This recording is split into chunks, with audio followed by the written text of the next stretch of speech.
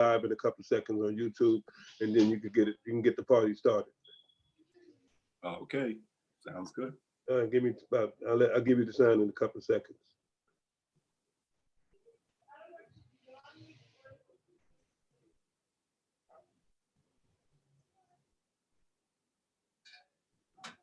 All right, brother Leroy, go. We on.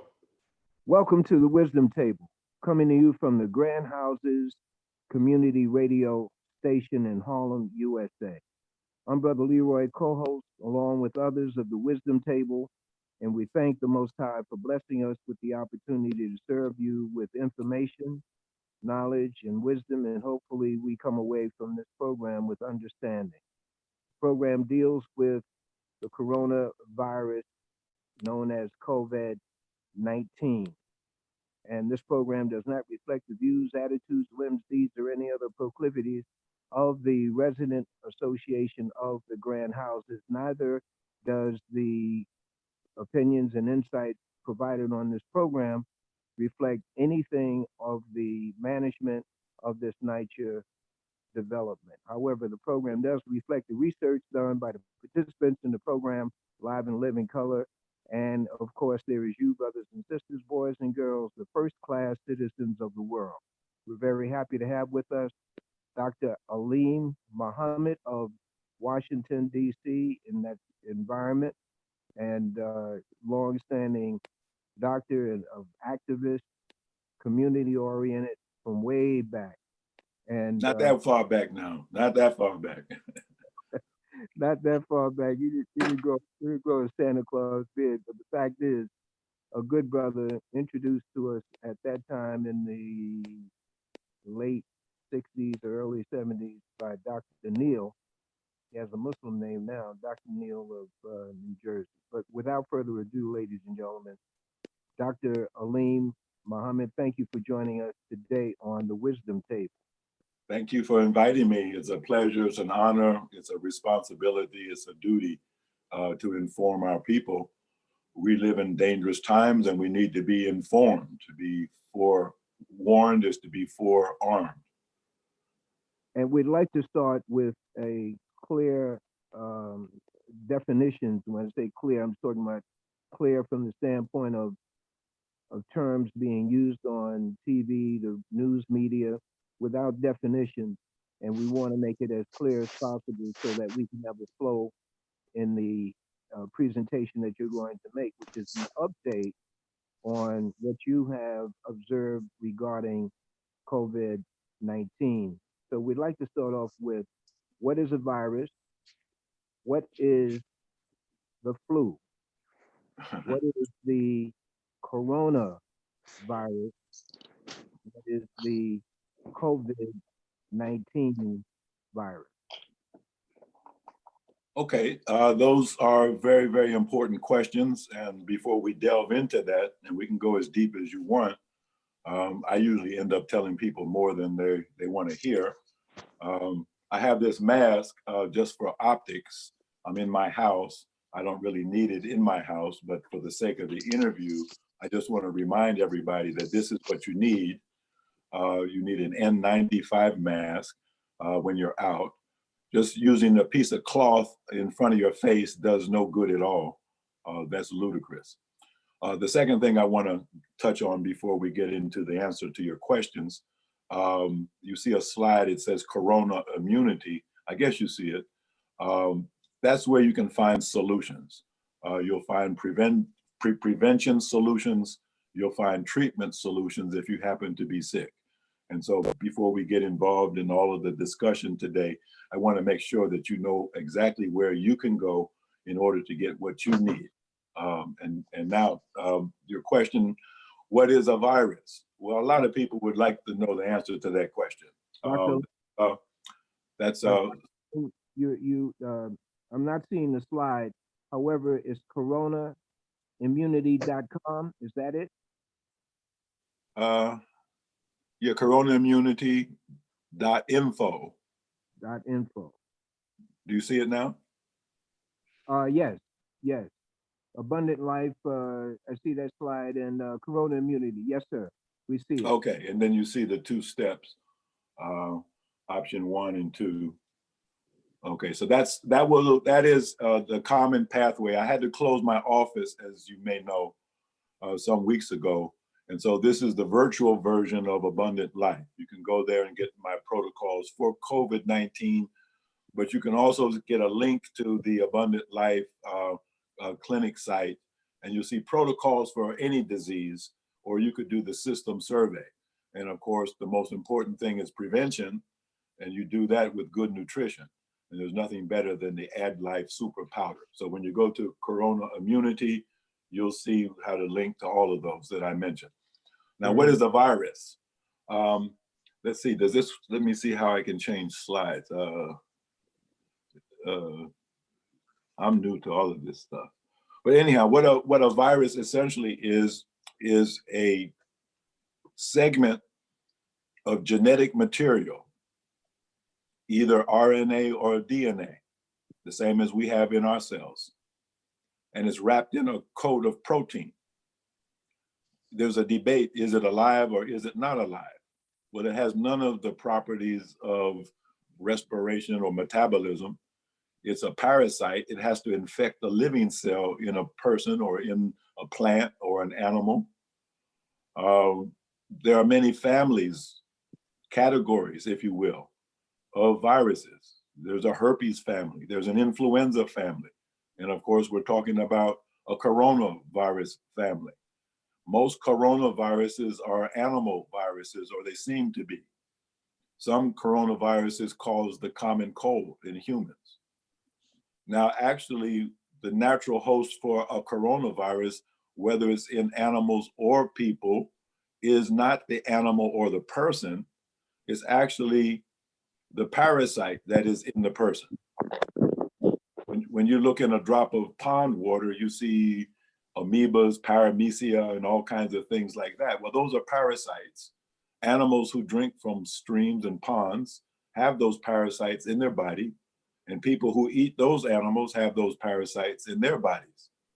So the natural host for the coronavirus is not looking for a person to infect, it's looking for the parasite that is in the body of that person to infect, and the same with animals. So that's how at the Bronx Zoo, you had a tiger who tested positive for coronavirus. I guess you have to be a tiger to get a test. But anyhow, how did that tiger get infected? Well, it could have been airborne transmission from a human being, or more than likely, that tiger is infected with parasites, and the coronavirus sought out those parasites in the tiger's body. And now the tiger tests positive. So it's not truly a species jump. What it means is that anyone who is infected with parasites may be more susceptible to coronavirus infection than someone who is not infected with a parasite. This may also be the explanation as to why the hydrochloroquine drug, the anti-malaria drug, seems to work in some cases. Because in southern China, of course, malaria is sometimes endemic. There may be many people who have had bouts of malaria, which means they have a parasite. The malaria parasite is still in their system. So then if the coronavirus is actually in that parasite, then when you give the anti-malaria drug, you might actually see some benefit. You see, but everybody hasn't had malaria. And so that drug probably wouldn't help those people who have not had malaria. So a virus is a little bit of genetic material, which is to say a genetic code is wrapped in a protein, and then it has the ability to infect human cells or animal cells or plant cells, take over the machinery. It's like an invasion. It takes over the machinery of that cell. And instead of that cell taking care of itself and producing the proteins and things that it needs for its survival, the virus takes it over, makes that cell produce more and more viral particles until the point that the cell itself bursts open in an explosive manner.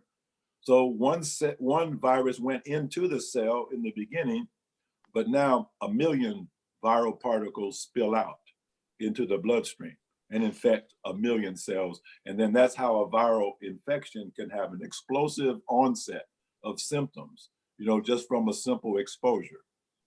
So that partially answers your question. Influenza is something that we're used to, but it's a very mutagenic virus, meaning that it changes very, very quickly. So our immune systems have trouble keeping up with it.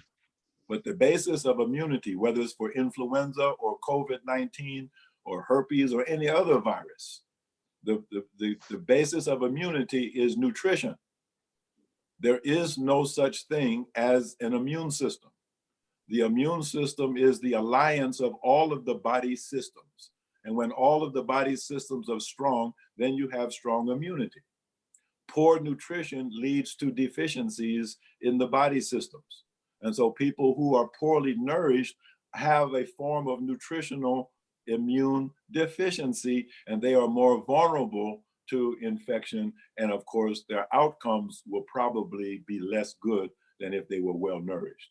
Well-nourished people can get infected, but the strength of their immune system allows them to handle that infection. And sometimes they go with no symptoms at all or very mild symptoms, and then they have the possibility of recovery. So does that answer your question? Very good. Excellent. Now, I don't know how to change this slide. I was trying to actually, I guess I'm learning as I go.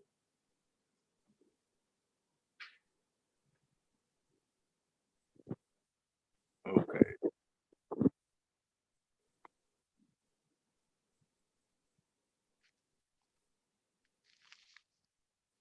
Oh, I guess I have to go out each and every time I want to show a different slide.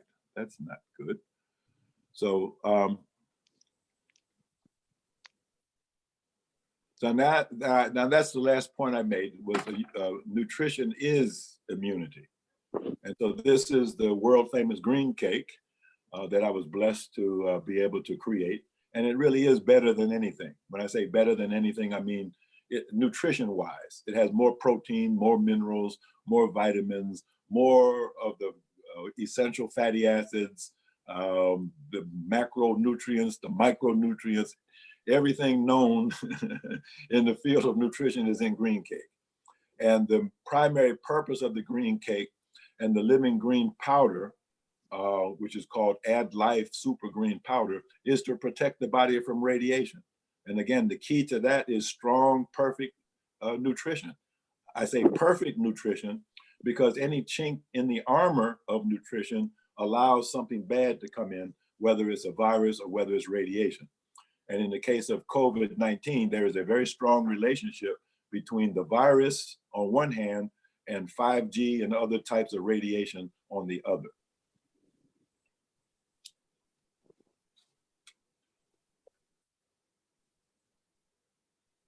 Okay, I can't hear anybody. Oh, okay. Well, the 5G you're bringing in, before you go into that one deeply, let's go through the progress or the advance of COVID in the different communities around the United States, around the world. What happened? How does it move from one place to another? And you know, it is, they called it a pandemic early, very early in the game. It was only, from what I understand, 150 cases outside of China, and they called a pandemic at that point, when usually a pandemic, we understand, is a larger number per a country and a larger number of infections and a larger number of deaths. Could you give some insight on that? Yes, again, let's begin with definitions. We always want to understand the words that we're using and that other people are using. An epidemic is the term that is used when there's an outbreak of an infectious disease, usually, and is confined to one area. And the whole point with an epidemic is to contain it to that special area. So that's what happened. You had a very large outbreak, but it was confined to Wuhan City in China. and a few other isolated spots in China. And so as long as it was isolated in China, then it actually was just an epidemic. No matter what the numbers were, it was contained. That's the most important point. Now, when an epidemic escapes containment and begins to spread widely, then it is out of control and containment is no longer a possibility. So at a certain point, that's what happened with COVID-19. The Chinese within China did an excellent job of containment. But of course, there were many people who traveled in and out of China before it was known that there was any danger. I believe they estimated there were almost 250,000 people who traveled to and from China before the borders were closed into the United States. And of course, Chinese tourists are all over Europe and many parts of the world. And so the Chinese kept it as an epidemic within China through their containment measures, their quarantines, through their use of masks for the general population, the use of hazmat suits for people who had to meet the public. I mean, some professions like your sanitation workers, your policemen, your firemen, your grocery store workers, your nurses, your doctors, they have to be in the public. And so they have to be properly protected. And in China, they were. And so they were able to contain the epidemic, and it remained an epidemic in China. But once it left the borders of China, to Italy, Iran, Spain, France, Germany, and the epicenter of the epidemic, the United States, it is out of control. Why is it out of control in the United States and Europe? It is because over the last 30 years, they have decimated the public health sector in those countries in the name of healthcare profits. And so China was prepared with a robust public health response. They had masks on the shelf. They had respirators and ventilators. They had what they needed in order to meet the challenge. Europe and America, on the other hand, do not have masks. They do not have respirators. They do not have hazmat gear. They do not have a supply even of ordinary hospital supplies. They do not have supplies of hand sanitizer. They were relying on other people to produce these things for them, but this epidemic has hit in the middle of a trade war. And because of that trade war, America and Europe have found themselves unable to pay for the supplies from China that they need. And so then the public health response in America and in Europe has been laughable, except that it's so tragic. So the Surgeon General, Dr. Adams, tells Americans that they need, this early in the outbreak in America, tells Americans they need not wear masks. In secret, he told the healthcare professionals the reason that he said that was because they only had a 1% supply of the mask that they needed. Wow. And that has not improved very much. So they were hoarding the mask for themselves and leaving the people with nothing. And now that things have gotten out of hand, they're telling you that you can just take your old t-shirts or an old bandana and put that around your face and that will protect you. That is criminal negligence. That would protect nobody. At a minimum, you need a surgical grade mask. That would be just for the general public. That's what you see when you see pictures from China. You see the general public, including President Xi himself, that you do not see them in public without a surgical grade mask. Now, if you're a frontline healthcare worker or you're someone meeting the public, like a grocery store worker, sanitation worker, police officer, then you need an N95 mask, without a doubt. And if you're really frontline in the emergency rooms, you know, taking care of patients who are known to be infected, then you need an N99 mask and a hazmat suit, and you need some kind of a goggles or facial shield. This is what they did in China, and that's why the curve flattened. And the total number of cases was a little over 80,000 with 3,000 plus or so deaths. You have more infections than that right now in New York City. You have almost twice as many infections in New York City as they ever had in all of China. Now there's a slide there, I think you can see it says COVID-19 mathematics. And this is for everybody listening because you cannot trust the figures that you're receiving. The other thing that they did in China that is not being done in Europe and America is they are not testing people. You have to be a celebrity or a tiger to get a test. Got to know somebody, got to be somebody. But if you're just the average Joe or even the average nurse or doctor, you can't get a test. But in China, the whole population was tested. They tested everybody in the whole country. And if you were positive, they kept testing you until they knew exactly that your status had changed. That's how they got control of it. That's what needs to be done in the United States. If you do not test everybody, then you do not know who is infected. And then you have asymptomatic carriers, especially young Black men with beards, who are moving freely among their family and friends and associates, and they're spreading the virus far and wide, unknowingly, because no one ever tested them to find out that they actually are infected. And the fact that they have no symptoms, that doesn't matter. What matters is that they're spreaders. And let me just say something about how the virus spreads, because again, a lot of misinformation, bad information, false information has been given.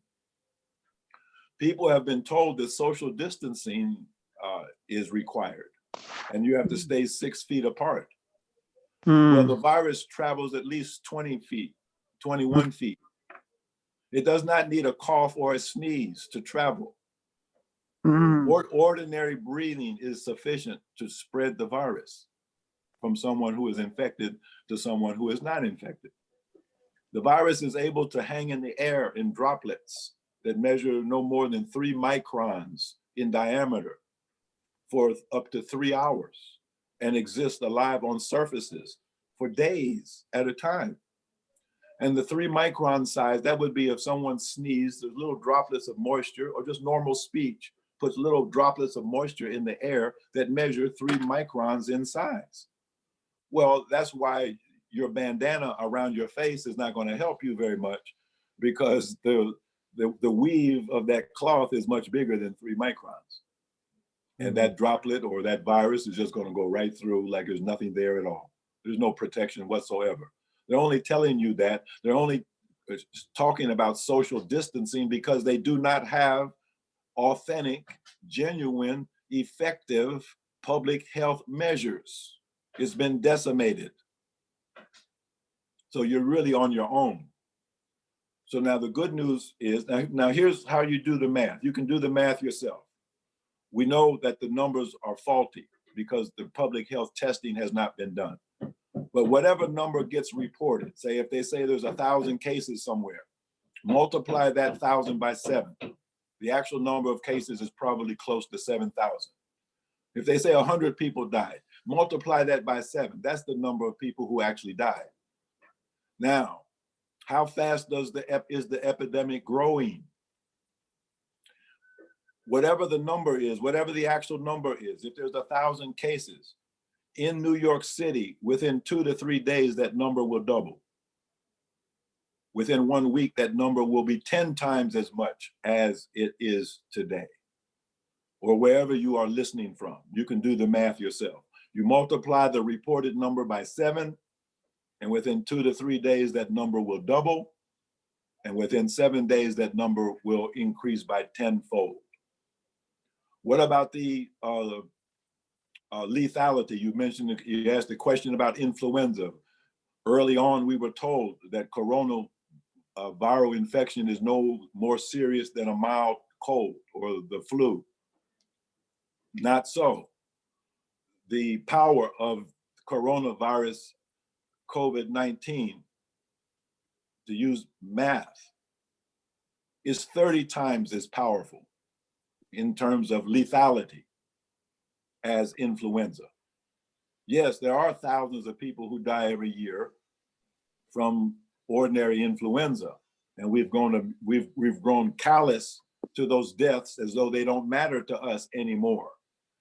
When in fact, they could be prevented if we actually did the right things that we know how to do. Well, let's take a look at what happened in China.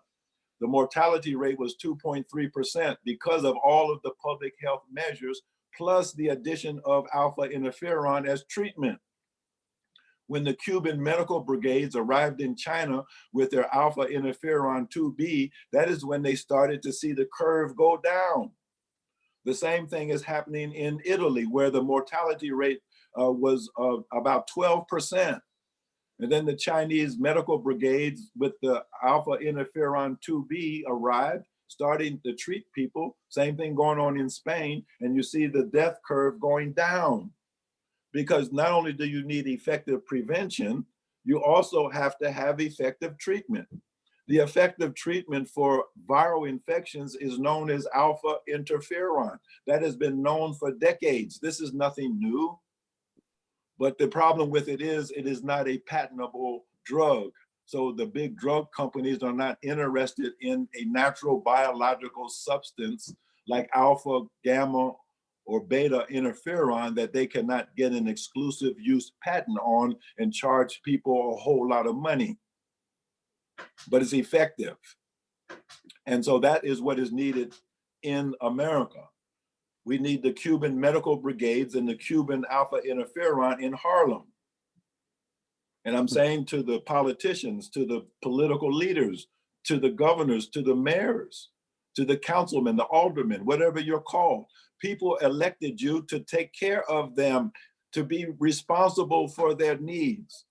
And the fact that President Trump has this insane sanction against China and sanctions against Cuba, and Cuba has the treatment for what you are ailing from and what your people are dying from, then you need to figure out a workaround so that you can go and deliver to your people that which your people need in order to preserve their lives. I don't know who is advising President Trump. I know that the advice that he is getting from Dr. Anthony Fauci is ridiculous. He needs to fire Dr. Fauci and replace him with someone who actually knows something about public health and who has his head on straight. Evidently, Dr. Fauci does not. The idea of using a failed anti-malaria drug reminds me of the approach when HIV first appeared. They pulled down a failed cancer drug called AZT. It wasn't any good for cancer. And they said, well, okay, they're going to die from AIDS anyhow. Let's give them this and we can make a profit. So that's what they did with AZT. So now I guess somebody must have had a warehouse full of this hydroquinone. And so they said, well, let's give it to them. Maybe it'll do something. You see, so this is just cynical. This is actually criminal. And I think that the public officials that are at the state level and the local level, you need to understand that there's no help coming to you from Washington. And you have to help yourself. And you have to help your own people. Each community has to take care of itself. Each family has to take care of yourself. You're quarantined by yourself. You're on your own. And so you need to know the things that you have to do in order to survive and meet and greet one another like people should on the other side of this. Dr. Aleem. Yes. Let's go back a moment to the household. Here's this trend of wearing beards. And just talk about that. And what about guys are growing beards? What about the extensions that women are wearing? Is that in the same category as holding this germ, this virus particles? Well, I mean, I think any surface is potentially a vector of spread. But certainly the very purpose of nasal hair and the hair around the mouth that grows on men, the very natural purpose of it is to catch germs. I mean, that's what it's designed to do, is to catch germs. And so that's the last thing that you want to do, you know, when you have an epidemic with a virus that is so easily spread from person to person, even through normal breathing. Now, you may hear some noise in the background. I hope it's not too disturbing. That's all right. Just They're keep doing some work on the house. keep on So- rocking, brother. So now the Honorable Elijah Muhammad many years ago warned us about the sanitation problems associated with beards. But imagine it. I mean, someone that is infected and coughs, and then some of those droplets get on a man's beard. And what do you see men doing with their beards all day long? They're stroking them with their hands. Okay, well, they're picking up the virus on their hands now from their beard. And of course, they're breathing in through their mouth and through their nose. They're licking their lips. They're picking up the virus from the hair in the beard. And then, of course, they kiss their mother goodbye in the morning. They kiss their wife. They kiss their children. They hold their babies, you see. And, you know, sometimes children love to play in daddy's beard. You know, some women think it's sexy, you see. But what are you really playing with now? You're playing with death. And the young Black man who has the beard, well, he's the last to find out what's really going on. See, grandmother gets sick because she's 80 years old. Her immune system is worn out, and she may have some coexisting conditions. Other members of the family also have coexisting conditions. They're overweight, they have asthma, they smoke, they have diabetes, they have heart conditions.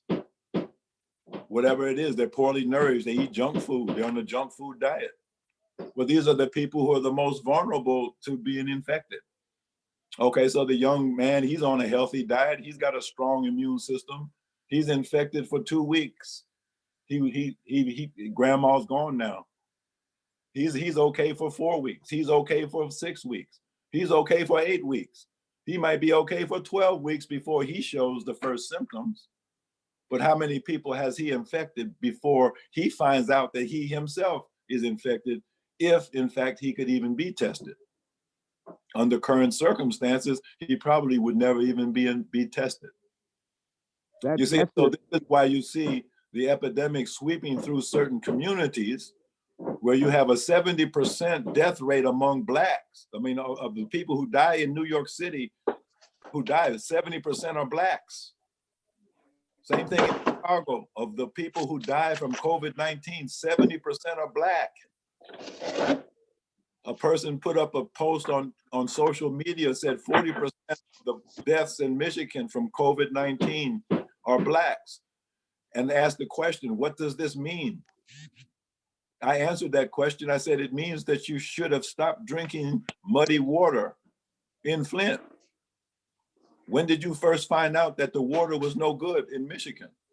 How long have you been bathing in it, cooking in it, drinking in it? And so there's a very strong connection between people who are very toxic, from toxic chemicals, heavy metals, vaccines, chemtrails. These are all sources of toxins.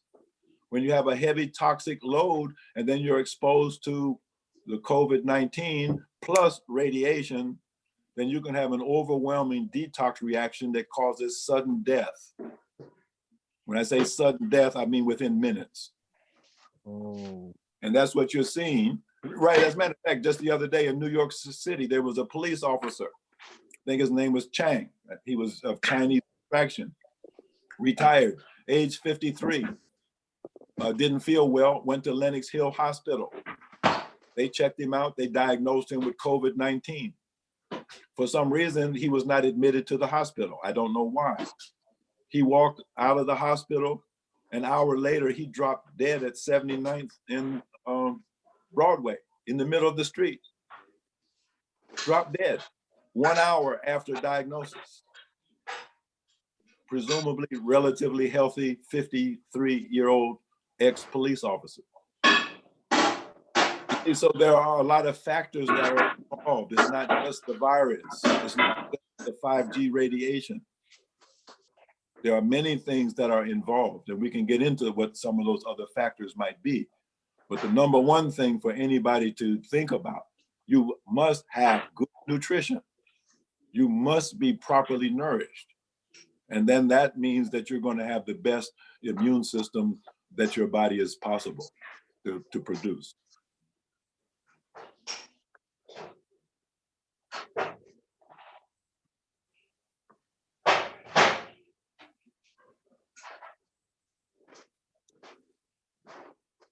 Are you still there?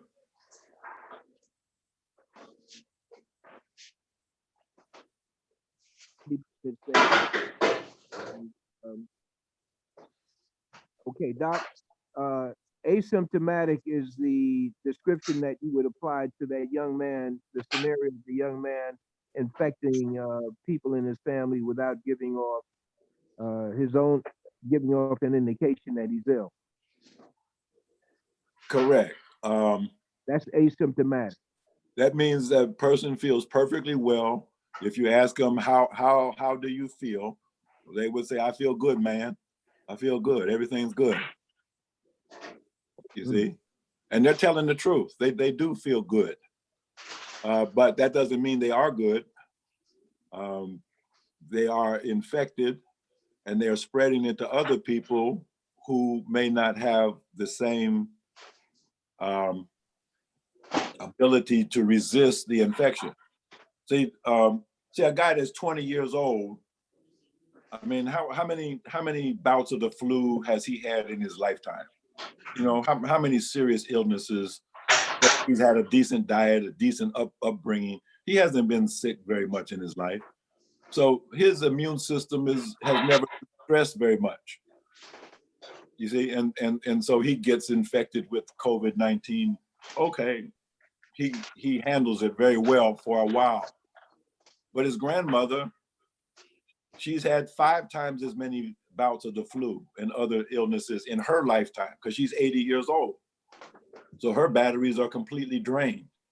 So she just gets a little touch of COVID-19 and she's out of here within a day or two. Or as some of the nurses are describing it in New York, they're talking to a patient 1 minute and 5 minutes later, they're putting a tube down the throat to keep the person alive because they go into sudden respiratory failure. Some people seem to have no symptoms, as you asked the question about the asymptomatic carrier, the super spreader with the beard, who doesn't take precautions. That's 20% of the total number of infections. That 20% are asymptomatic. Then you have another high percentage of mild infections. These are people who have a scratchy throat, have a little shortness of breath, at times may have body ache, headaches. Kathy's husband. May have. And I just showed him the thing. He's like, when I told you about Trump, he said he doesn't even listen. I don't know who that's talking in the background. Okay, it's gone. Okay. So these are common symptoms. And what we see when we look at autopsies of people who have died of COVID-19, there's brain damage. The virus apparently infects the brain of some people, and that's why you see seizures and other neurological symptoms in some cases, not all cases, or that they have mental changes, behavior changes. People become violent. They attack other people. They almost become what we've seen in movies that they call zombies. You see people who, for whatever reason, start spitting on produce, spitting on other people, coughing on other people, deliberately trying to infect other people. Right. You see, this is a brain syndrome. It's like rabies in a dog. A very nice puppy all of a sudden gets a virus in the brain, and now he's a vicious killer, you know, out of his mind, literally. Doc, You see, the human version of that we would call a zombie. Doc, So what you're raising is a question that, as they'll say in New York, X number of people died yesterday, giving you the impression that they died from COVID-19. How how quickly is it determined that a person dies from COVID-19? You know, what is an autopsy? You know, Well, oh, okay. Yeah. Now, see, again, this is why all of the numbers that are reported are phony. Most of the people who are dying in the hospitals have never had a COVID-19 test. Just like most of the doctors, the nurses working in the hospitals, the frontline workers, they've never had a test. And so they're just assuming that anybody that spikes a fever and has certain other signs and symptoms has COVID-19, but they never had a test. The autopsy data that I shared with you came from China. Remember the difference. In China, everybody was tested. In South Korea, almost everybody was tested. You see, so that's how they can tell. Someone was tested, proven to have COVID-19. Unfortunately, they passed away. An autopsy was done. Now you can see what the findings are. There's a lesion in the heart. There's lesions in the lung. There's lesions in the kidneys, lesions in the testicles, lesions in the brain and other parts of the body. So then these are the areas of the body you see that would produce symptoms in people walking around still alive, but with the infection. You would start to look for neurological signs, cardiac signs, breathing problems, kidney problems, reproductive problems, you see?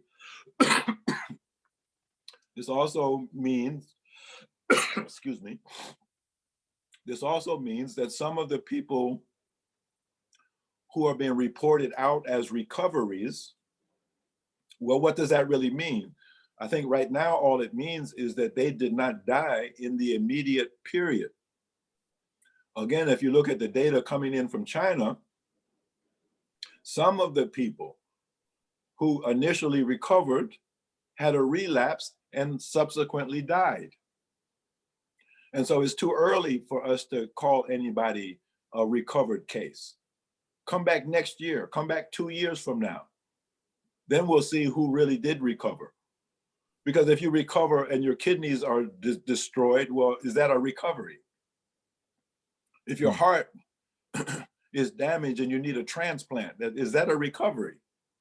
I mean, what do you really mean by these words, you see?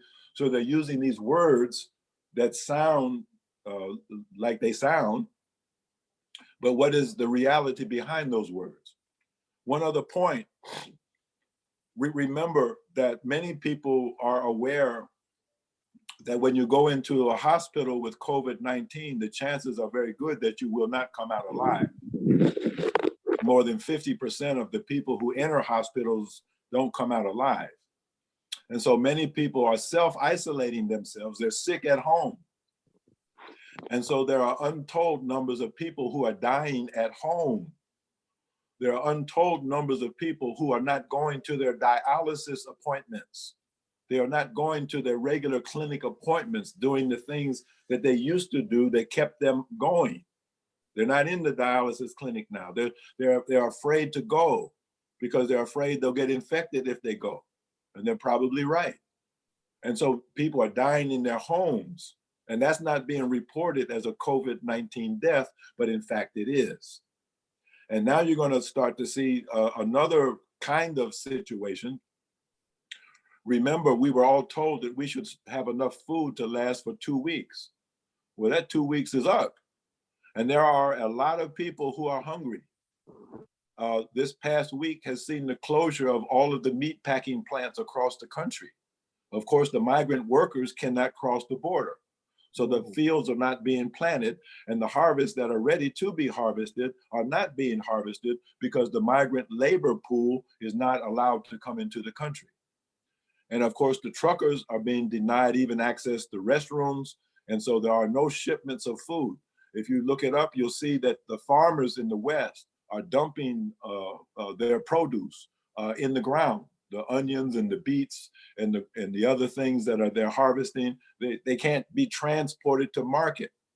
And so this is the beginning of the Hunger Games. This is not the movie this time, This is real life.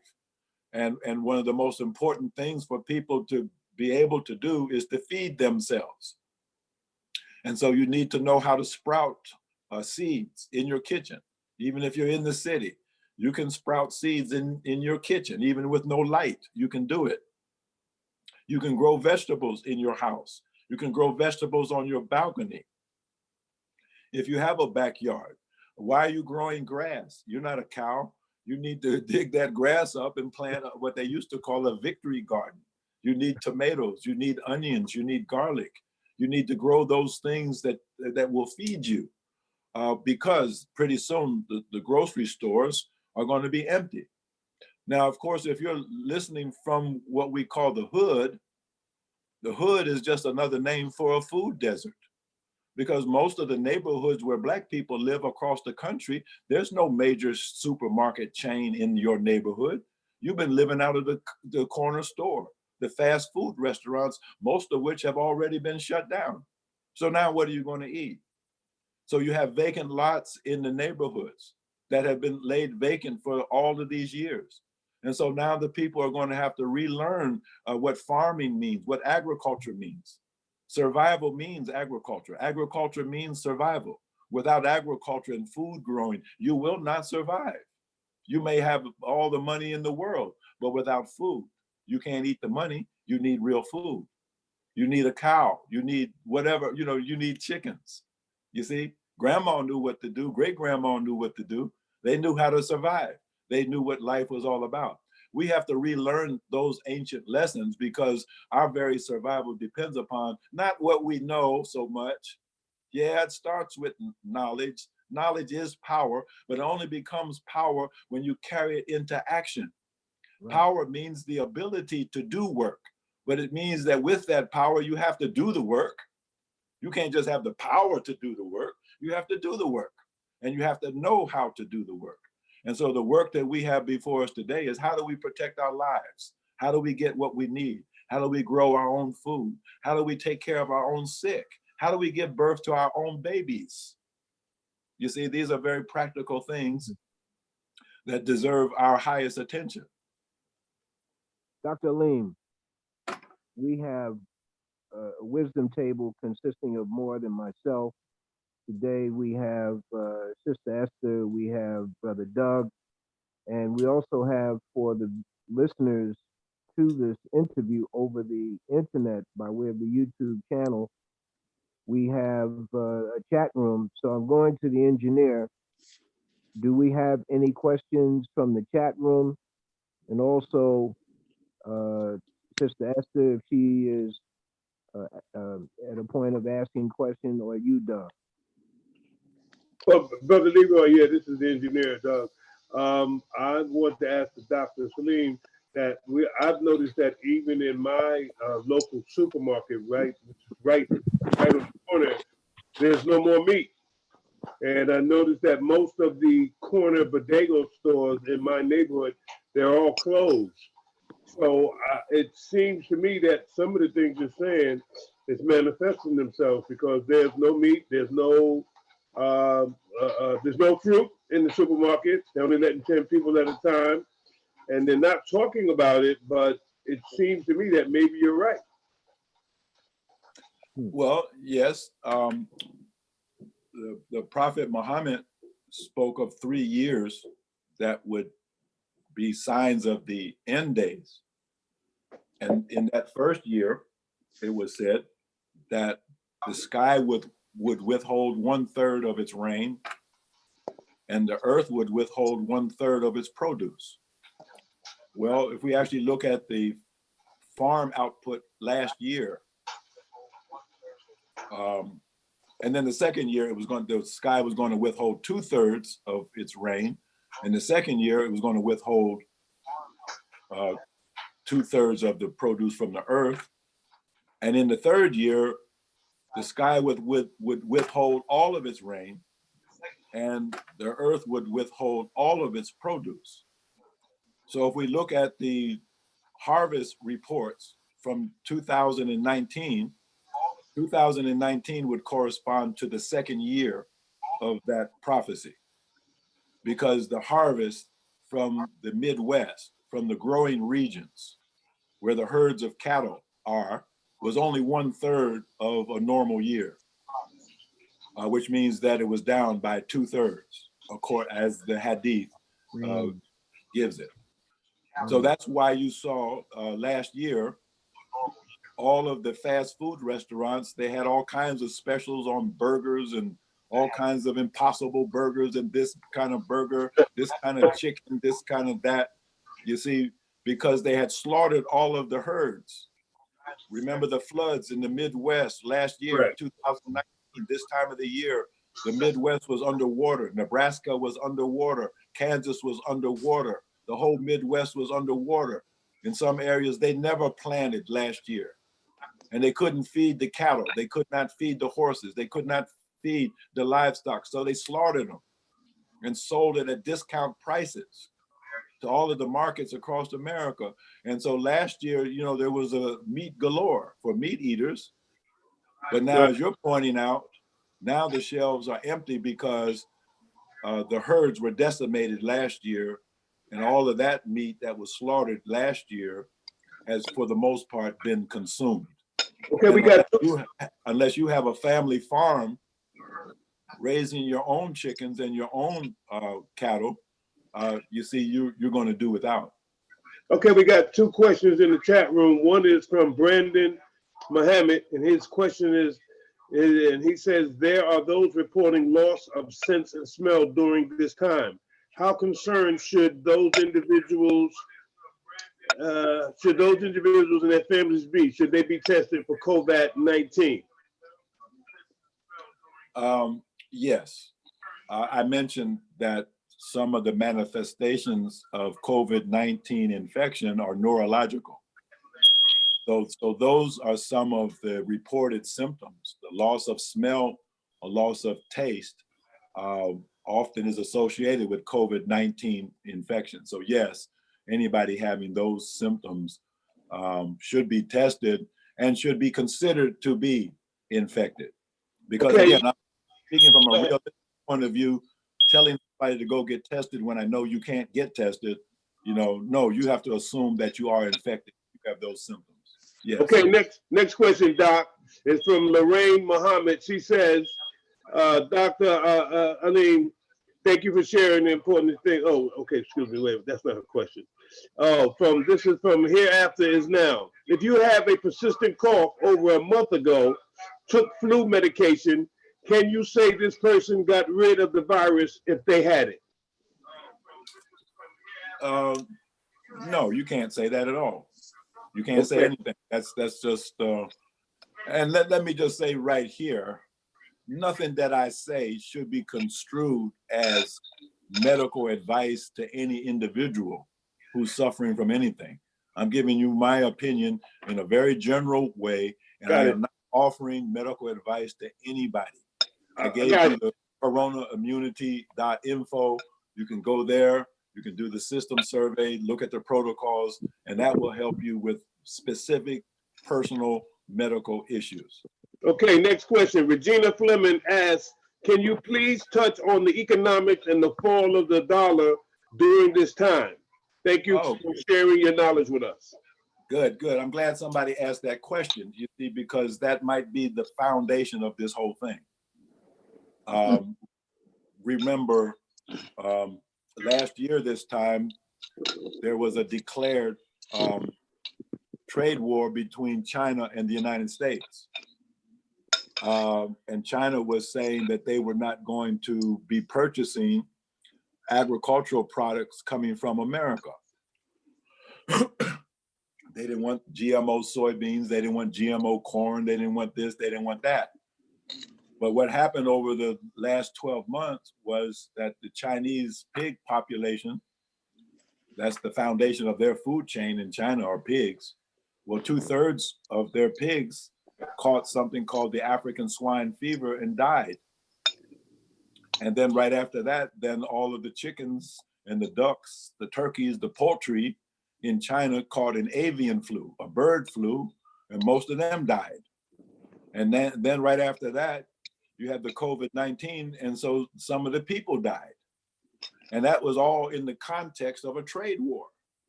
And so all of a sudden now the Chinese are saying, well, we will buy American products. We will buy American soybeans. We will buy all of these things.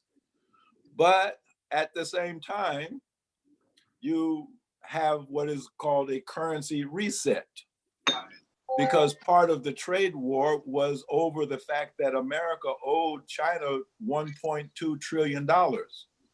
And the Chinese said that we noticed that you just printed that up in the basement of the Treasury Department. So we don't want worthless paper because we sent you valuable computers and iPhones and all kinds of things. And you want to give us paper that you just printed up in the basement. And you can't prove that it's backed by anything other than your good name and your faith and confidence. And since you sent us SARS 101 back in 2003, we have lost all confidence in you.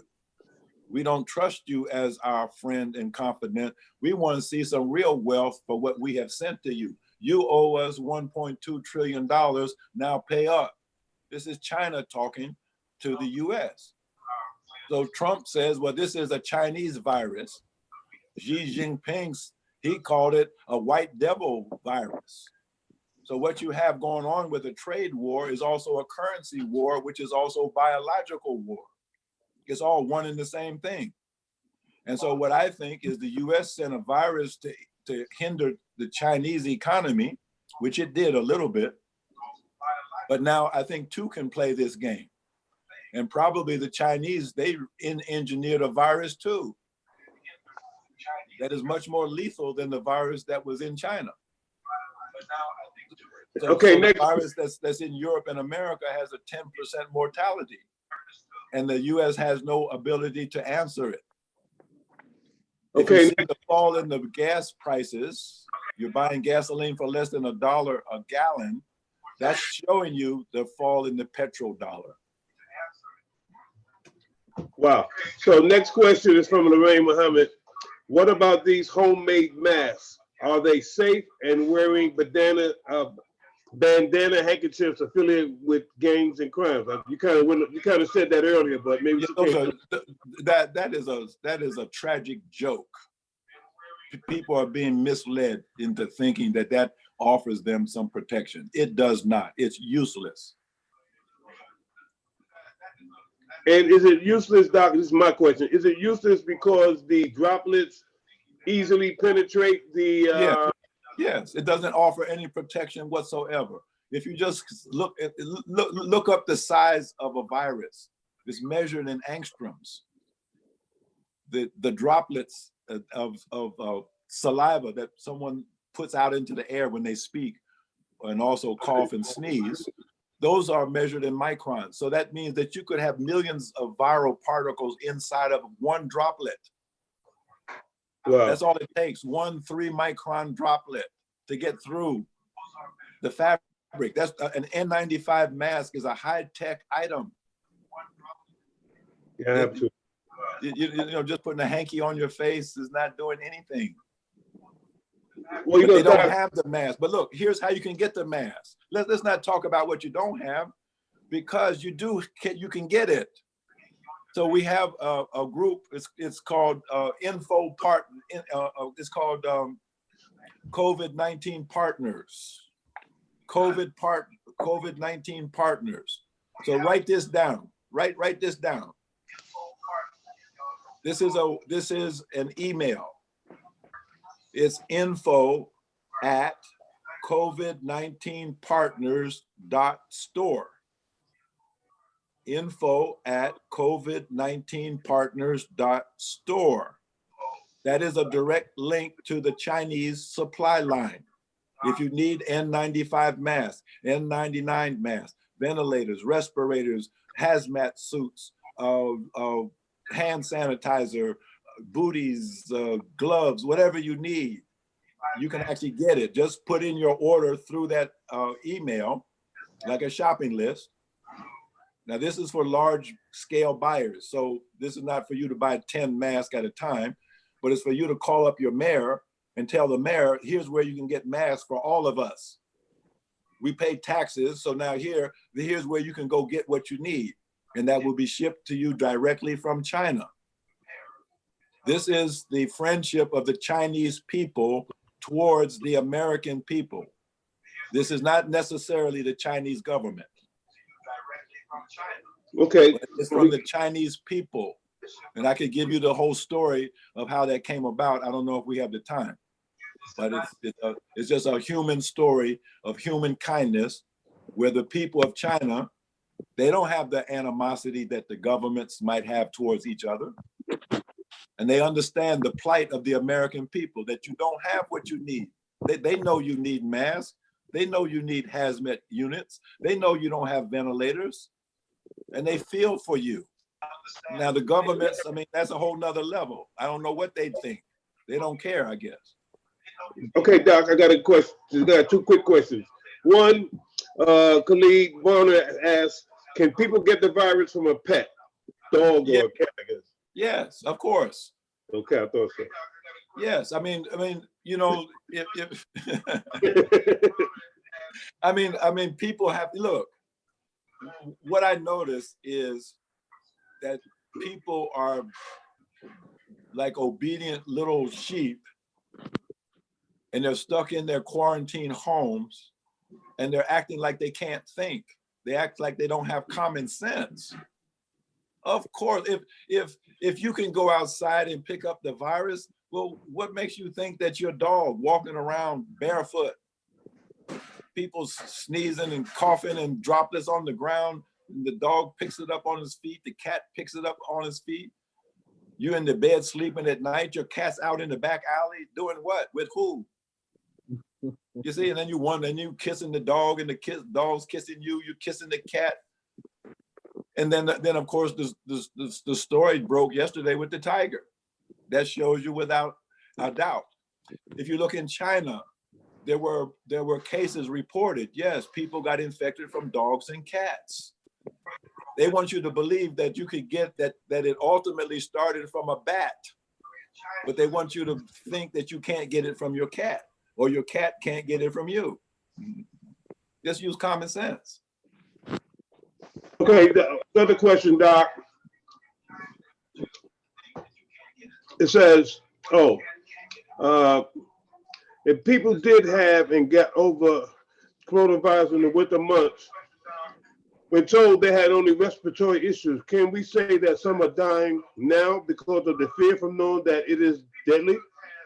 From the what? People got a lot of questions. This is crazy. I didn't get the last part of that question. Yeah, I'm gonna repeat it. Let me read it again. If people did have and got over the corona in the winter months, when told they had only respiratory issues, can we say that some are dying now because of the fear from knowing now that it is deadly? From the fear? Are they being scared to death? No, people don't die from fear. People die from causes. Things cause. Okay. Yes. There are some things. Look. There are some irresponsible people who are telling other people not to be afraid. I'm telling you, use your common sense. There are some things in this world that you better be afraid of. And this is one of them, because when you actually face and confront what is there to be feared, that's when your survival intelligence starts to kick in, and you start to pay attention to the things that you should pay attention to and do the things that you know that you need to do in order to preserve your life.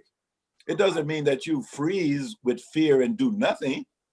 That's actually what I see most people doing. They're just stuck in their house doing nothing. When you know what to do, or you should know what to do, or you could easily find out what to do, don't do nothing. You see, let your fear be an energy that drives you in the right direction. Not panic. Not panic. Okay, Doc, here's another one from Carlton Anderson. Can you expand on the importance of the Navy beam?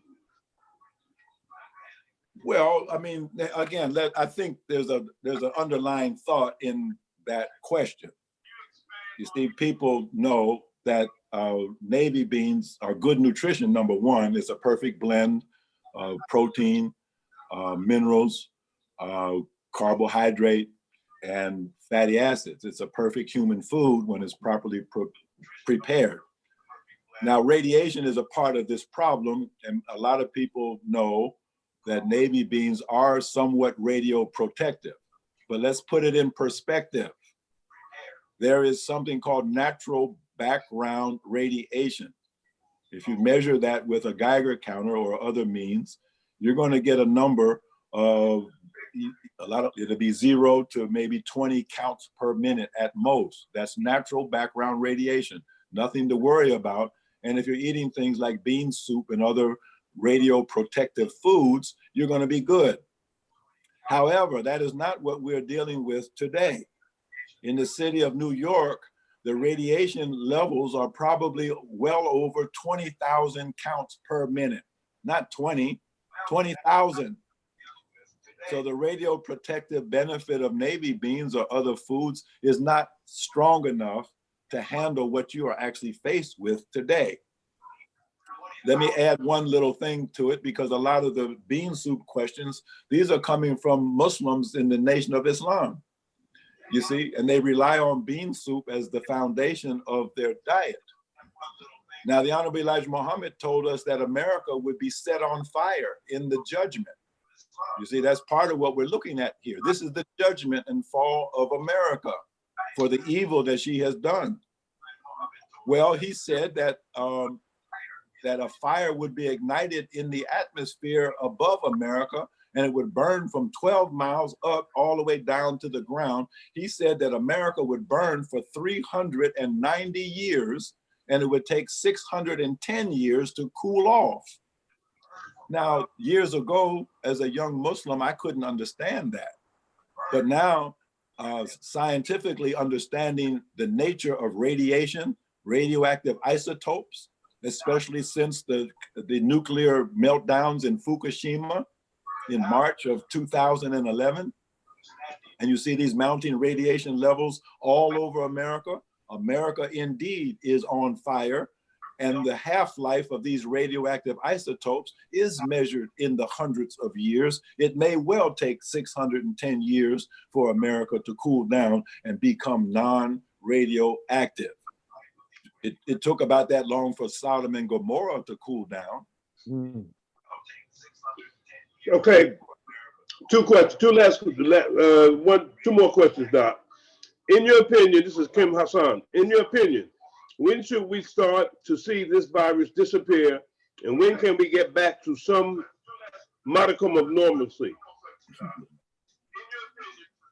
That's a very good question. I wish I knew the answer to that. I don't think you're going to see it go away anytime soon. I think that this is going to become a problem for the foreseeable future, into maybe the next 10, 20 years. People are going to have to be aware. Can you see that slide there? Is there a slide? Yeah, we there. It's there, and it just went away, right? It says coronavirus found in the Holy Quran. Yeah, okay. Yeah. See, this verse, if you actually look it up in the Quran, I mean, it tells you something.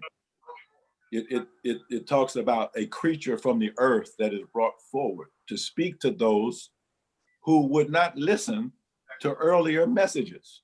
You see, so again, I mean, I don't want to turn this into a religious discussion. Okay. But you know, sometimes religion and spirituality meet real life.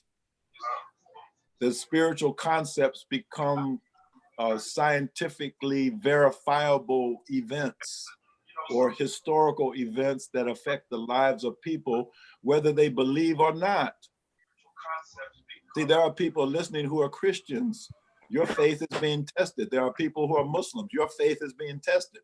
There are some people who claim to be atheists. Your faith in atheism is being tested, because you're some things that make you call out the name of God, whether you believe in it or not. And okay, whether you believe in what is written, you are faced with what is written, and you're going to have to confront it one way or the other. So in answer to that question, no, your world has changed. It will never go back to the way it was with or with coronavirus. Okay, Doc, one last question, and it's kind of a repeat of the first question. Jim Black is asking for you to give, one person wants you to give the correct web address for the mask, and one person actually wrote info@COVID-19partnerstore.com. Was that the link for the mask? There's no .com on it. Okay, so that's an email. Yes, yes. It's an email. Okay, so you're going to go to your email and go info@COVID-19partners.store and say, hey, I want masks. Put in the body that is where you submit your request. shopping list. Okay, it's not a, now there is a website under construction, but you want to put your order in through that email. Okay, Let one me last. show you something. Go ahead. This is what is needed here. What's on the screen there? See, these are the test kits that are being used in China. So Life River is the company that did all of the test kits in Wuhan. And so we can get as many of these test kits as are needed to test our people here in the United States. For those of you who are just listening and not watching, he has the test kits on the screen. And for those of you who want to see it later, this is going to be archived on the YouTube channel so you can go over it step by step. One last other part before we turn it back over to Brother Leroy. One person asked about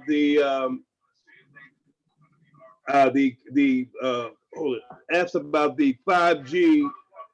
Can you please speak on the 5G towers and its significance? So I just want to say this: there's a wonderful article in the Verge that's very simplistic that talks about the radio waves and 5G. But go ahead and take it, Doc.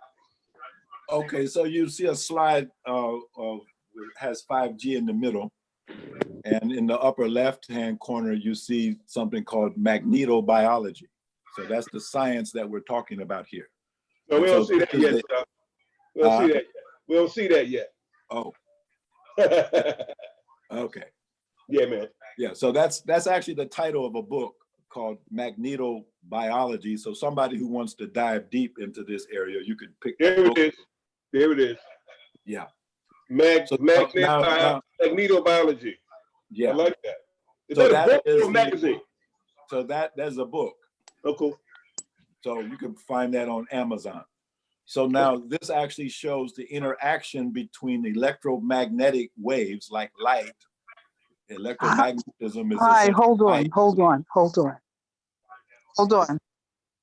ahead, Doc. Go ahead. And so that's what we're talking about when we say that 5G can activate viruses. So now this slide is showing you things that you saw. For some reason, there was a ship that was called the Corona Princess. What a coincidence. Yeah. And then you see other images showing you satellites that are beaming signals down on that ship. Okay, and then in the lower left-hand corner, it's not such a good image, but the same satellite can beam something down on a city or on a whole country. You see a map of the United States. Map of the United States with the different lights on it. Yeah, exactly. Illumination of different parts of the country. Yes. So if on the ground you have, or on this ship, if you have a receiver for 5G radiation, you see, then it will attract that 5G radiation to that location. So you have people on a boat and someone's infected with the virus, and because of the close confinement and then the activation by the 5G that makes your cell phone work on a ship in the middle of the ocean, makes the radar work, the navigation stuff, the sonar and all the things that they use on a ship, all that's electromagnetic radiation, which makes a ship like that a floating human petri dish. So then you can incubate thousands or hundreds of people on a boat and then let them off the shore, and then they will take that virus inland and infect their families and their communities. So the same thing is going on right now. There are 4 U.S. Navy aircraft carriers that have had COVID-19 outbreaks. And so these are, so basically 40% of the US Navy is now quarantined. And this is having a huge effect in the geopolitical strategic balance of power in the Middle East and in Asia and other parts of the world, because it is now obvious that COVID-19 has destroyed America's ability to defend her allies or even to defend herself. Okay, thanks, man. Brother Leroy, go ahead.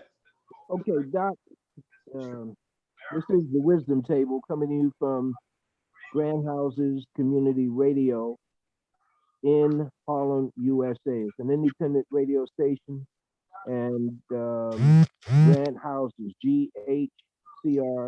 GHCR.NYC. You go to that website, you'll see various areas to click on, and you'll get an overview of a lot of things. Now, let's deal with a person or persons who are called comorbidity.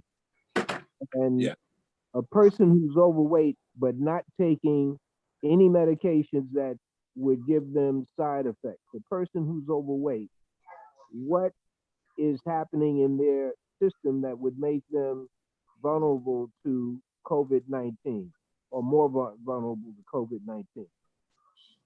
Okay, that's a very good question, since the majority of American adults are overweight and a significant number are obese.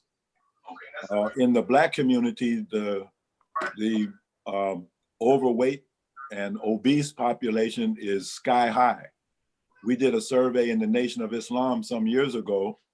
40% of the members of the Nation of Islam were overweight.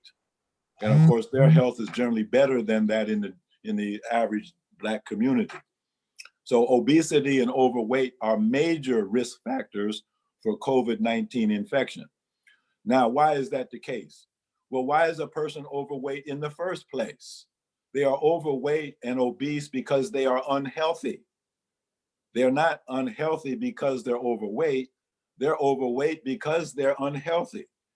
A body has to be unhealthy before it allows itself to become overweight. So anytime you see an overweight person, you're automatically looking at someone who is unhealthy. The only way that they can lose the weight is not to go to the gym. No, the way that they can lose the weight is to become healthy. Well, how do you become healthy? You become healthy by eating the right food. If there's a health problem in the body, it is only because before there was a problem in the body, there was a problem in the food. If you want to correct the problem that's in the body, you have to correct the problem that's in the food. So now one of the reasons why people become fat and overweight is because they are also, in addition to being poorly nourished, they are toxic. And so they're eating toxic food, they're breathing toxic air, they receive toxic vaccines, they put toxic chemicals in their hair, they dye their hair with different colors, they put chemicals on their eyelids and eyelashes and on their fingernails. They use chemicals on their skin to make it look better. They call it makeup. They use artificial fabrics. They live in houses with artificial materials being used as building materials. And so they're highly toxic. And so the fat is the repository or the safekeeping place for toxins. So now you have an overweight person whose heart is strained, whose kidneys are strained, who's hypertensive, who has metabolic problems, even to the point of having diabetes. And now they're confronted with a corona COVID-19 virus. And then they turn up the 5G radiation in their neighborhood. Well, that person doesn't have a chance. So there's a rapid release of those toxins from the fat cells into the bloodstream. And some of those chemicals and heavy metals, like suppose somebody had a heavy load of cadmium, a toxic metal that's very common in New Jersey, in the old industrial areas in New Jersey and New York, where they used to have the old foundries and all those old factories. Well, people who live in that environment where they build condos on top of that toxic stuff, they have a lot of cadmium. Well, you release that into the bloodstream, their heart's gonna stop. Just Mm. like that. That might be what happened to that policeman that dropped dead the other day. Or some of the people in Wuhan, China that you saw dropping dead within minutes. Well, what happened? There was a rapid release of toxins. There's one theory that says that that's what 5G does. It damages cells, and that toxins that are inside cells are suddenly released into the bloodstream and people die. Okay. Maybe that's why when some people go to the hospital, they get suddenly worse, because every hospital is equipped with 5G. That might be the worst place to be. You know, these are things that we have to think about, and we have to make our own decisions, because nobody, including me, is really an expert, but we do our best to try to understand the challenge that we're in, that confronts us. Now, let me just say one other thing. There's a slide on the screen, the sonic chorionic tonic. What is 5G and other types of radiation if it's not a frequency? Think about it. What is it? It's a frequency. It's a vibration. It's a negative vibration that is anti-life, anti-health. And we're being subjected to that, and our cells in the body can't stand it. And they sicken and die. Well, what would you fight a vibration with except another vibration? Talk back to me now. See, when Muhammad was in the cave, what did somebody give him a book, or did he hear a sound? What was he excited by something written down on a piece of paper that he couldn't read because he was illiterate? Or did he hear a sound? And was it the sound that created a vibration within the very cells of his mind and his body that created a transformation in that man? And then when he left the cave, did he bring out a book, or did he recite what he heard? Did he repeat the sound that he heard? And then the scholars, they wrote that down. And then he said, well, recite it back to me. Recite back to me what you wrote down. And if it didn't sound right, they had to write it again until when they recited it, it sounded right. So the Quran is a sound. It's a vibration. Look at the scientific work done by the great Japanese researcher, Dr. Emoto, who wrote the books about the messages that are in water. That water can retain a message. If you say, I love you, and put that water on a plant, the plant thrives. If you say, I hate you, and put that water on the plant dies. Well, isn't the human body mostly water? Well, what kind of vibration is going on in the water within the cells in your body? And what would be the best vibration to put in the cells of your body, since you are being bombarded day and night with negative, harmful, disease-causing radiation that is anti-survival? Well, what is the most pro-survival vibration known among the human family? It's called Al-Shifa, the Quran. It's a sound. And if you put that sound in earphones or in big speakers in your house, well, then that vibration goes into the very water of your body. And it is a more powerful vibration in the positive direction than the negative vibration or frequency that is coming in with the 5G and cell phones and iPads and TVs and all the rest of it. You have to counter vibration with vibration. You have to counter frequency with frequency. And so that's part of my recommendation. Every day I listen to the Quran, and then I try to read it, but I listen to it because the real Quran is the sound of it, not what's written on a page. Doc, I got two more questions. One, Robert Mitchell asks, is it safe to go out for long runs outside? And number two, Kiana Jackson says, can the N95 through N99 masks be manufactured at home? Can the filtering system be mimicked? Okay, the first question was about jogging or running. Can you go on a long run outside? Well, the recent data that I just saw yesterday shows that that's how a lot of the virus is being spread by runners, by joggers. Wow. That the guy that's running, that's in front of you, see, he's breathing out, very forcefully, jogging. And then you're catching that tailwind, from the jogger in front of you. So I suppose if you were out in the middle of nowhere with nobody else around, it would be relatively safe. But if you're jogging in, like public park, other people are around, it's not safe at all. And the second was what? Second question is, can N95 through N99 mask be manufactured at home? Can the filtering system be mimicked? No. As I said before, an N95 mask or N99 mask, that is a piece of very high-tech equipment. The machinery, so I've been educated to learn, the machinery that is necessary and the material that is necessary to make an N95 mask is considered to be strategic material by countries. That's how valuable it is.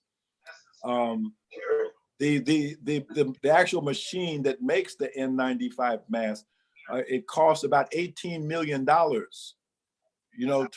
build that machine. So the idea that you could be Betsy Roth with your sewing machine at home and you're going to make an N95 mask, no, you might make a fashion mask that looks good. It's not helping to protect you at all. You would be better off making something more useful. Is that an N95 around your neck? Pardon me? Is that an N95 that you got on right now? Yes, this is the N95. Okay, just asking. Yeah. I told you when I first saw it, I was going to put on my mask until you told me why you was using it. Yeah, because I want to give the right impression. I'm not. Yeah, I got one of them babies. To do something that I'm not doing myself. When I take my mother outside for a walk, she has a mask on. She's 96 years old. I'm not taking any chances with my mom. Got it. But also I want her to get some sun, because at the end of the winter time, you see, all of us are vitamin D deficient, especially if we have a lot of melanin in our skin. See, dark complexed people become vitamin D deficient in the winter time, and that weakens your immune system. So that's one of the reasons why you see such a huge outbreak in Michigan and other places in the northern latitudes where they don't get a lot of sun in the wintertime. And so they're vitamin D deficient. They're also vitamin A deficient and C deficient in the months of February and March. And that's when you see a large outbreak of pneumonias that prove to be fatal, because those vitamins are life-saving. So if you don't do anything else, make sure you're taking plenty of vitamin D. Even synthetic vitamin D helps. But the best is to expose your skin to at least 20 minutes of sunlight per day. Okay, here's the last one for sure. This is from Torm CI9 Stevenson. Pardon me if I said your name wrong. Please talk about smoking weed. People are believing that smoke will kill the virus, and also drinking alcohol will kill the virus also. Okay, that's a very good question, because you have a lot of people who drink and you have a lot of people who use so-called marijuana, or cannabis would be a more accurate name. Now, alcohol, without a doubt, is a toxin. Alcohol is toxic to every single cell in your body. So anybody who thinks that ingesting alcohol has any medicinal value at all is just crazy. Now, you could use the alcohol to disinfect the surface, if that's what you mean. You could use that like rubbing alcohol to disinfect the surface, but to drink it, no, you're destroying your health, because that's a very toxic substance. Now, cannabis, on the other hand, is a little more complicated to talk about, but in general, there's no toxicity associated with marijuana or cannabis. Now, there are basically two groups of active substances that are found in cannabis. One is the THC. This has the psychoactive properties and gives the euphoria that people call high, being high. Now, the other component is CBD, and CBD has the more effects on the body. So in my own research, I have shown that 1,000 milligrams of CBD tincture enhances the immune system 5-fold. Wow. In other words, it makes it 5 times stronger. Now, that's just using the CBD tincture. That's not smoking a joint or some other use. but that's using a CBD tincture, which is available if you go to coronaimmunity.info. You'll see a link where you can get CBD tincture from a company called Oxygen. It's very good. Now, as far as what's being sold on the street or even some of the government dispensaries, I'm not making any claims about what that might be. Who knows what you're buying when you're buying it on the street? Now, as far as what you, in terms of that question, let's deal with look at it from the angle of smoking. Smoking. Now, a person smokes cigarettes, cool, Kent, whatever. Another person smokes cigars. Another person smokes marijuana / blunts. What is the assessment there in terms of the impact on the lungs, on the respiratory system? They're quite different. What happened to my screen here? The effects are quite different. I mean, most people know that the nicotine that's found in tobacco is associated with a lot of lung pathologies, chronic bronchitis, COPD, and of course the ultimate would be lung cancer. None of those things are associated with smoking marijuana. And there might be various reasons why that's true. But again, just to be very brief about it, the two are not comparable. Okay. In fact, when you study people who smoke marijuana, they have a lower incidence of lung cancer than people who don't smoke anything, much less people who smoke tobacco. So there seems to be some protective effect in marijuana. Now, again, I'm not recommending or advocating that anybody do anything except what I already said.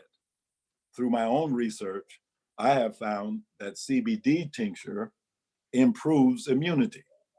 So now there may be benefits in some of the other forms of marijuana as well, but I have not researched that, and I can't really go much further than what I've already said.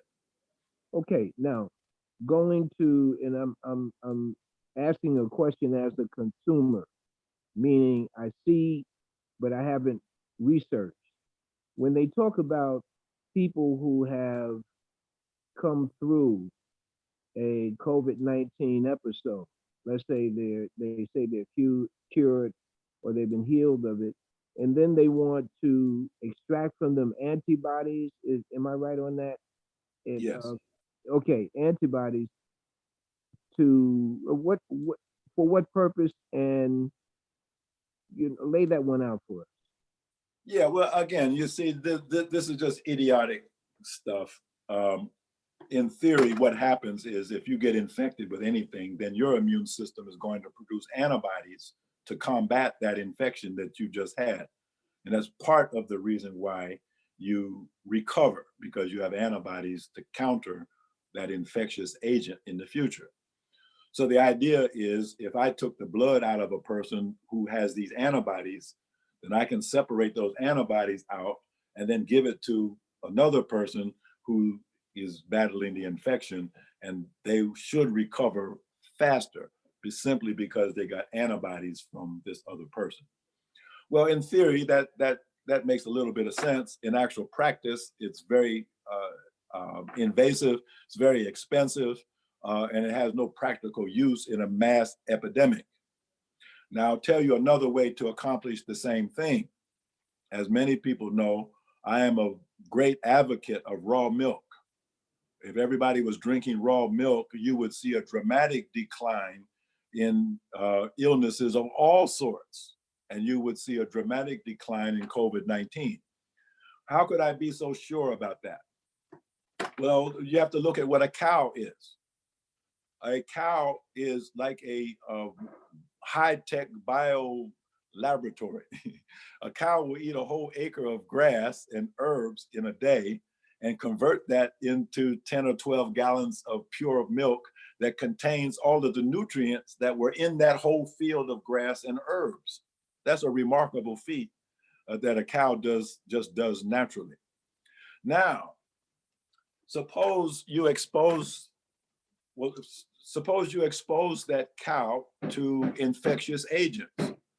If you think about a pasture, it's muddy, it's all kinds of stuff out there. And a lot of things out there could probably make somebody sick, make a cow sick, but they don't get sick. That's because they produce antibodies that appear in the milk.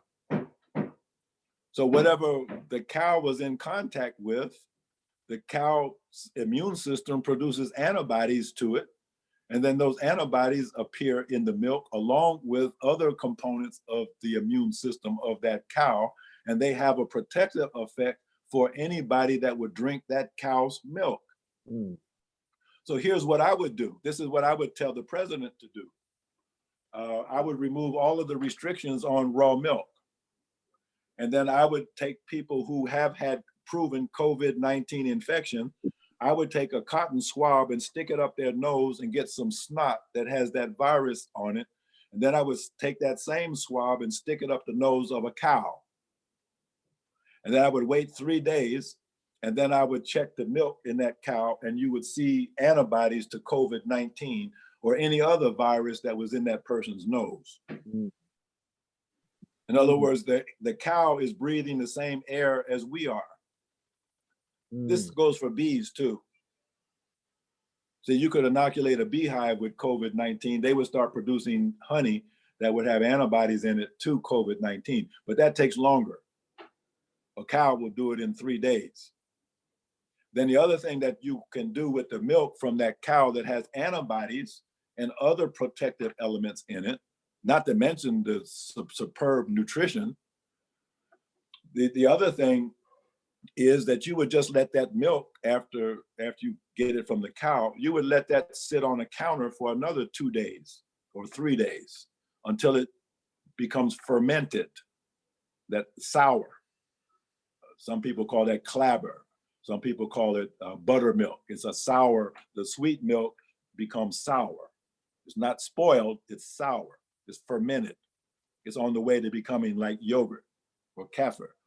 Okay, well, in that fermented milk, this is what they drink in Africa. This is what the Kenyan runners live on, this fermented milk. Well, when you check it, you find out it's full of alpha interferon, beta interferon, gamma interferon. So again, that would be the complete immune dinner.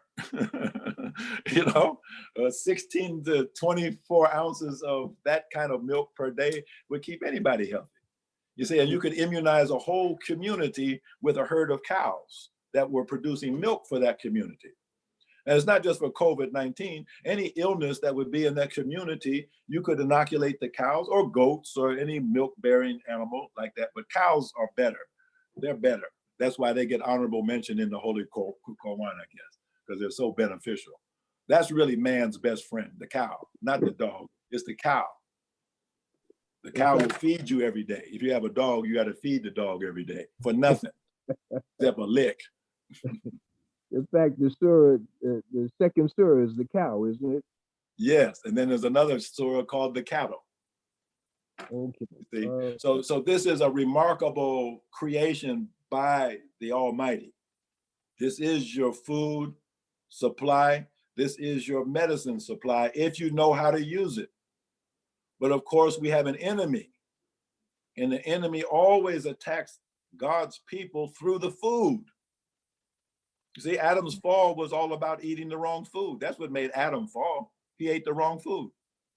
And that's why we're down today, because we eat the wrong food. And we've been given propaganda against dairy, against milk, against cheese, against butter, against all of these things. We heard about cholesterol, we heard about mucus, we heard about this, we heard about the other, and so we stay away from the very thing that would save our lives.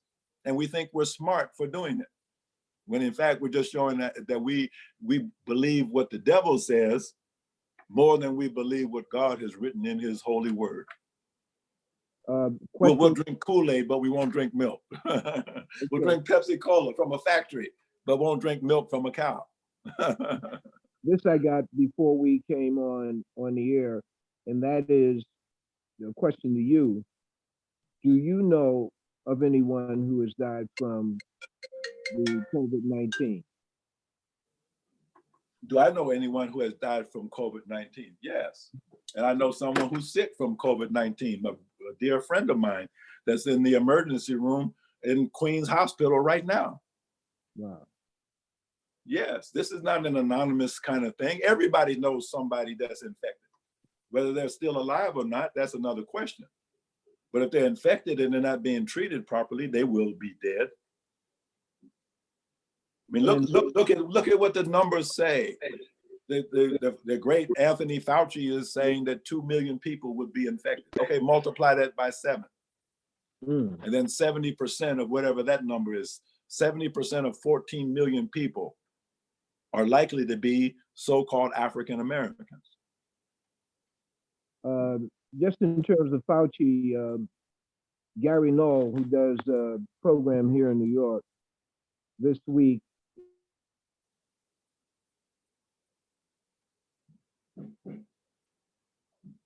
You still there?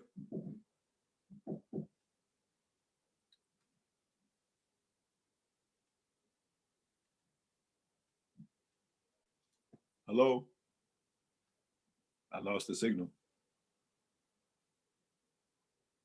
I think we lost Brother Leroy now. Yeah, he said something about Gary Knoll, and that's he didn't get a chance to finish it. But there is one quick question from the chat room because other people have been going in while you were talking, and the question is from what about people who have lactose sensitivity? Will they be sensitive to raw milk, or will raw milk clear it up? No, that's why they have what they call lactose intolerance, because they're drinking pasteurized milk. You know, lactose is the name of the sugar that is in milk. And you have to have an enzyme called lactase to break down that sugar. Well, some people have the lactase enzyme and some people don't, but it doesn't really matter because the lactase enzyme is in the milk itself. So the milk digests itself. That's why earlier I said if you let it sit on the counter, it ferments. Well, that's the lactase in the milk breaking down the lactose. That's why it's not sweet anymore. So the point I'm getting to is, like, for example, for 30 years, I thought I was lactose intolerant. I learned that in medical school. They said, you're lactose intolerant. So I stopped drinking milk. But then I found out what I just said. Oh, the lactase is in the raw milk. Now, if you're drinking pasteurized milk or milk that you boil, well, you just destroyed the lactase enzyme. So pasteurized milk or boiled milk, cooked milk, in other words, will make about 75% of people who drink it sick. And that's why milk has a bad name with some people. They're drinking pasteurized milk, and 75% of people who drink it are going to have a problem. Maybe 25% can drink pasteurized milk and they don't have a problem with it, but they don't get the medicinal value of the milk, because anytime you heat milk above 135 degrees, you destroy all of the medicinal properties of the milk. You still have some of the nutritional value, but none of the medicinal value. So if you want to warm the milk, the way you do it is you put butter or ghee in the milk as you warm it up in a double boiler. When the butter begins to melt, then that milk is around 95 degrees. That is the proper temperature to drinking. And if you think about it, 95, 98 degrees, that's body temperature. So when you were nursing milk from your mother's breast, that was the temperature at which that milk was consumed. And that's the temperature at which you should consume it now. Okay, Doc, we did not get Brother Leroy back. I just got one last question from the chat people, and then I think you should let people know what that chart is on the screen. Okay. Okay. The question is, for those who have been exposed to confirmed COVID-19 carriers and are self-quarantining, should they stay inside or go out with care, mask, gloves, etc.? Okay, that's a very good question, and a very relevant question, because almost all of us are in that category, except that we were exposed and didn't know it. So all precautions are in effect. Now, someone who knows that they were in contact with an infected person should be in not just quarantine, self-isolation. Because if you're in a house or an apartment with other people, then you have to be in a room by yourself and quarantine yourself.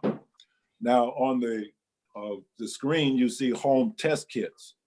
That's what you actually need. See, that's the real answer to that question. So you need a home test kit. So you were exposed, but did you get infected? Well, you could wait 14 days and see if you get symptoms. But even then, 20% of people will never get symptoms, even though they are infected, or they won't get symptoms for a long while. So that's what you need. You need a home test kit. Then you say, oh, I think I got exposed. But then test yourself at home and see if you are. And if you are, then you know what to do. You need treatment. If you aren't infected, then you take those normal precautions, that we already talked about. So that kind of segues into the screen that you're looking at, the COVID-19 partners, and there's the email address. That's the line of communication. What you have is a partial wholesale price list. That's not everything that is available. Anything that is needed by a healthcare facility, a health department, whether it's private or government, is available. So this is just a partial list of the most important things. So you'll see the N95 masks, the surgical masks, the ventilators, the hazmat suits, and you'll see the minimum orders that must be made in order to get these prices. And as I said earlier, once that order is received and paid for, then it will be shipped directly from China to wherever it is agreed for it to go. So this is a reality. I'm saying this to people who are listening. You may not be the governor. You may not be the mayor. You may not be the head of a hospital. You may not even be in the medical field, but your life is in danger. And I think that it would only be rational for you to pick up the phone and call your representative, call your mayor, call the people who have the ability, who have the budget. Remember, Trump and the Congress, they gave every jurisdiction billions of dollars in aid to fight COVID-19. Well, this is where they need to spend those dollars. Spend those dollars to get the things that you need to protect your life, the life of your family, your friends, your neighbors, your church goers, your fellow mosque congregants, your fellow workers. We have to protect everybody. Everybody needs a mask. Everybody needs to be tested. Everybody who tests positive needs the best treatment. That best treatment is not an unknown. We don't need to do any more research. I got a ton of research that proves interferon works against COVID-19 or any other coronavirus. If you don't believe me, ask any veterinarian who takes care of livestock and they get feedlot fever. Ask them what they treat the pigs with. What do they treat the horses with? They give them interferon. But because you're not a pig, you can't get it, even though it works against coronaviruses. There's human interferon for humans, but you have to go to Cuba to get that. So COVID-19 partners, it is your global supply chain. It is where you can get whatever you need. You put in your order, the order will be processed, you will be communicated with, and then it is handled like any other international transaction. Hey, Doc, so I just want to, on behalf of everybody that's out there, I want to recommend that if people like what they hear, to please subscribe to the channel. But also, I just wanted to say one other thing real quickly, is that there was a follow-up to what you had said. I saw from Yale, one of the Yale papers had mentioned the interferon. And so the story ran from the Associated Press after you were on the last time about the interferon, after you were on the last time. So I just want to give you your kudos and put some respect on your name for that. And I also, on behalf of Dr. Esther Hyatt And Brother Leroy, I want to say God bless you and your family for coming on, and thank everybody for participating here today with this informative, very informative, informational service. So I want to thank you so much, Doc. And I want to thank you for giving me the opportunity. You're welcome, Doc. And I just want to remind everybody to, if you tune in the next time, you just might learn something. Okay, Doc, good night, and thank you so much, man. All right.